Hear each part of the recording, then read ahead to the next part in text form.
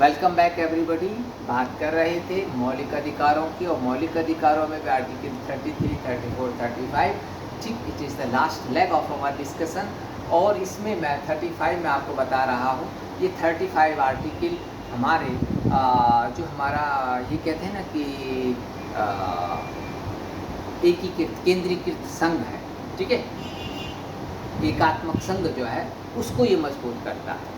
ठीक, यहाँ पे जो शक्तियाँ हैं वो केंद्रीकृत हो जाती हैं संसद के पास। ठीक, तो भारत का संविधान की आत्मा है मौलिक अधिकार, और मौलिक अधिकारों के संदर्भ में जो भी कानून बनाने की शक्ति है, अनन्य शक्ति जिसको हम कहते हैं एक्सक्लूसिव पावर, वो इंडियन पार्लियामेंट की है। तो क्यों इंडियन पार्लियामेंट को सारी शक्ति दी गई भाई? अन्य को क्यों नहीं गई? राज्यों को क्यों नहीं दी गई? वो इसलिए नहीं दी गई बच्चे, क्योंकि मौलिक अधिकारों के संदर्भ में हमें पूरे देश में क्या चाहिए? एक रूपता चाहिए।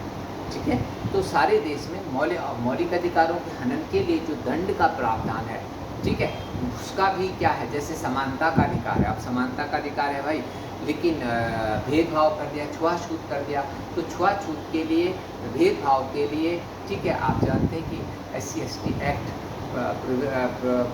Prevention of the atrocity against SC/ST जो भी है, वो सारे कानून किसने बनाए हैं? अनुसूचित जाति जनजाति अपराध से जुड़े हुए जितने भी कानून हैं वो सारे संसद ने बनाए हैं।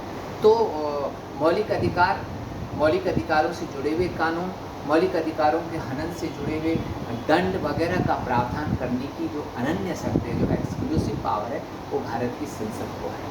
और इसी कारण भारत की संसद संविधान को मतलब भारत की व्यवस्था को क्या कहा जाता है?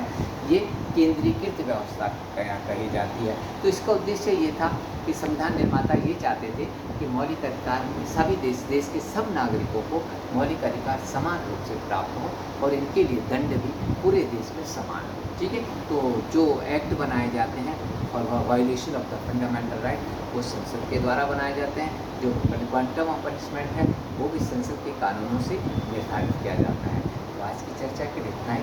Thank you.